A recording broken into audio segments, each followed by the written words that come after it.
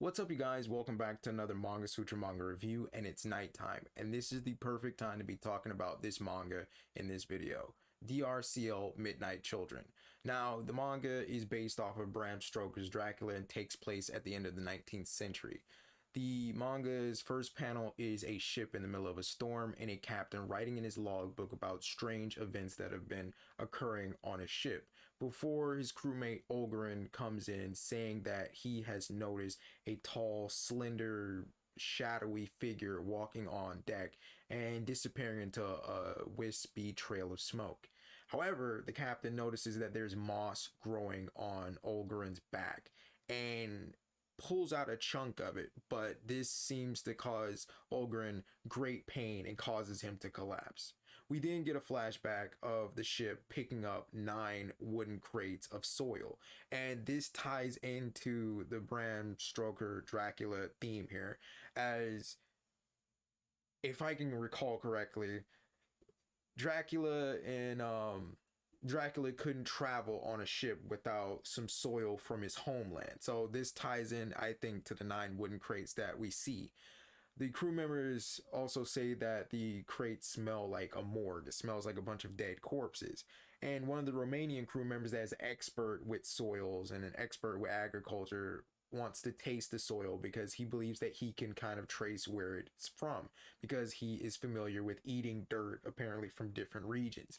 So he tastes it, but it is disgusting to him. He can't really place it, and he begins to cough up blood that lands in one of the crates, causing plants to sprout. We see that after the Romanian ingested some of the soil, that on the ship he begins to get sick and he becomes increasingly aggressive with the rest of the crew members, and there is something wrong with his eyes.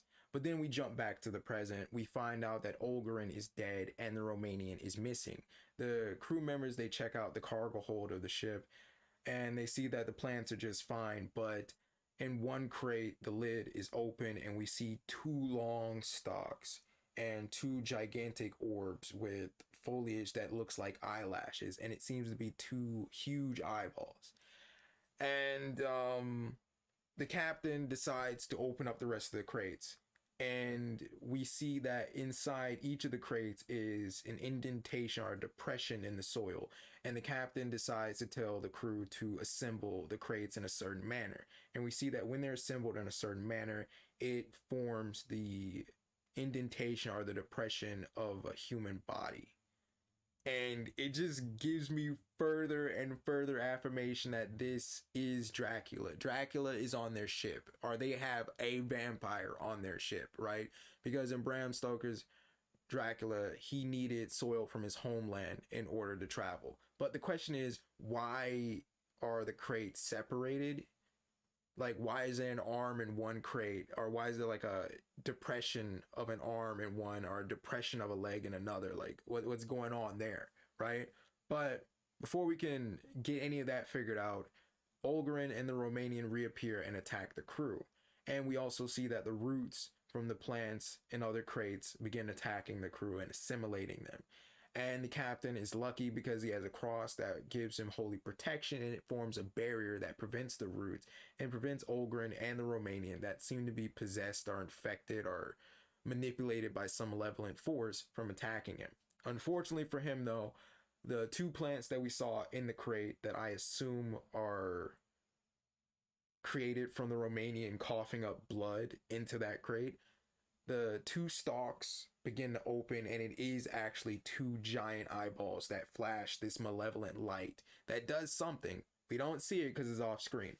We transition to Whitby School, in which we see a ginger girl named Miss Murray, who is doing her hair as she is reading a note that is an invitation to meet at a cliff. We see that at the location that she is supposed to meet at, there is like 4 young men.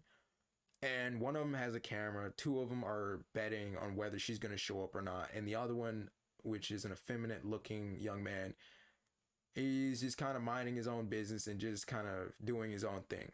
She shows up, she's really mad, she's running towards them, but she is unaware of a trap that was set for her, and she falls into a pre-made pit in which one of the boys takes a picture of her and they mock her for being low status and being dumb. Now, all that aside, we see an interesting little tidbit at the end of the chapter in which we learn that the ship at the beginning of the manga has collided with the shore and that there is no one aboard. And that's where I'm going to leave that as far as the story. I've read other chapters and things do get more interesting, but I don't want to spoil that in this video more than I already have. Plot wise, I thought that this was going to be a slow burn. I thought that it was going to take a lot of time to lead up to the horror, the suspense, the drama. However, I was wrong because I read this about several months ago and I only read the first page and I just put it down because I had better things to do with my life. However, now that I'm revisiting it, things really got more interesting well beyond, the first page, the second page, the third page. The manga had a great pace. It kept you hooked. It kept you engaged with everything that was going on. You see a lot of hints of Bram Stoker's Dracula.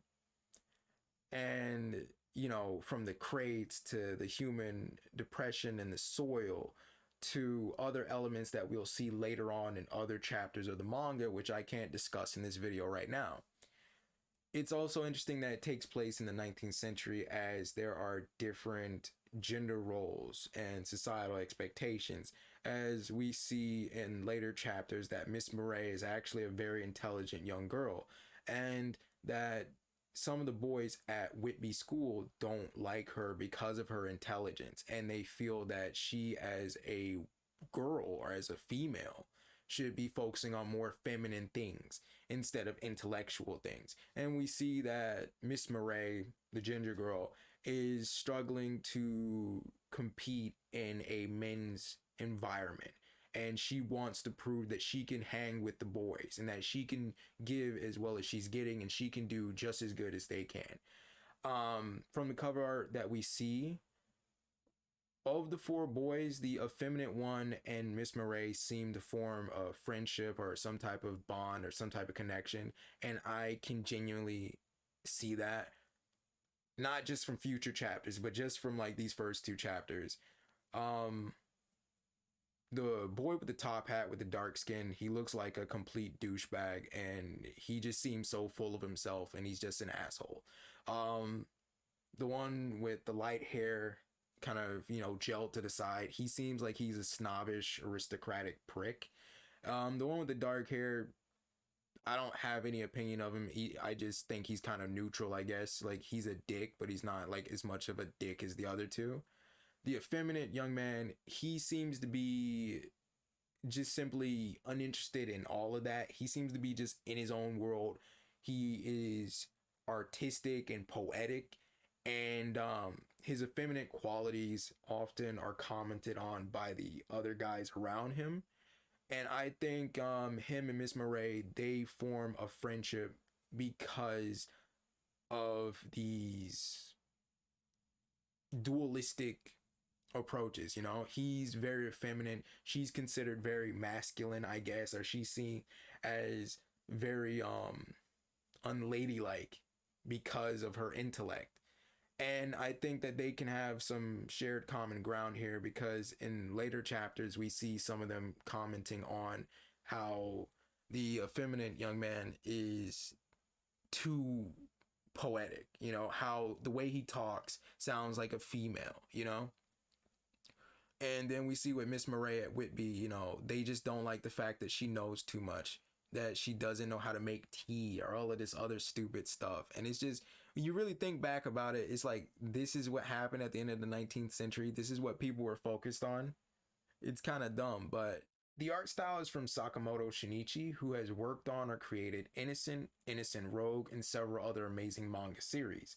Sakamoto Shinichi does an extremely good job at portraying characters' emotions, whether it is fear, wrath, or lust.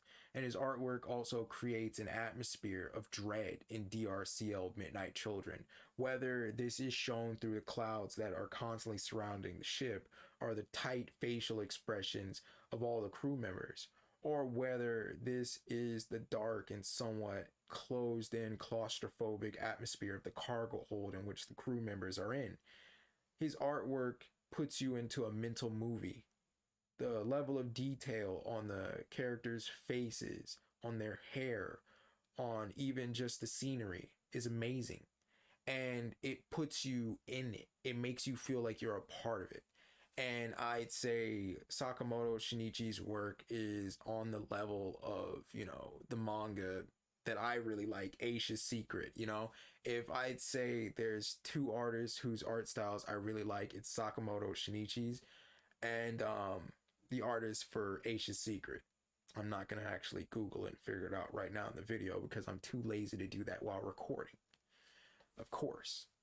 But another thing that Sakamoto Shinichi does, at least from Innocent, as well as what I can see so far in these chapters of DRCL that I am looking out for in upcoming chapters, is Sakamoto Shinichi manages to find this perfect balance of action, gore, suspense, drama, and eroticism.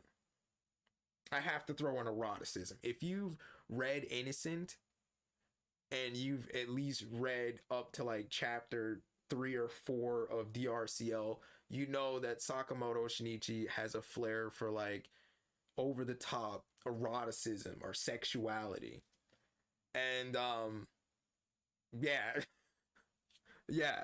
But the way Sakamoto Shinichi does it as far as artwork and as far as intertwining it into the plot, it's not overwhelming. It's not like one element of the manga overwhelms another element of the manga. There's just as much action as there is eroticism. There's just as much drama as there is horror, vice versa. So it doesn't feel like one thing is overpowering the others. Would I recommend this manga? Yes. If you like vampires, if you like Dracula, if you like Bram Stoker's Dracula, you're going to like this. If you like Victorian era, 19th century, French Renaissance, aristocratic types of stuff, this is for you. All right. If you like maybe even Lovecraftian types of stuff, this might be for you. I recommend giving it a read. I also want you guys to like the video, comment other mangas that you like that you think are similar to this, and subscribe for more manga reviews because I will be doing more. Trust me. Bye.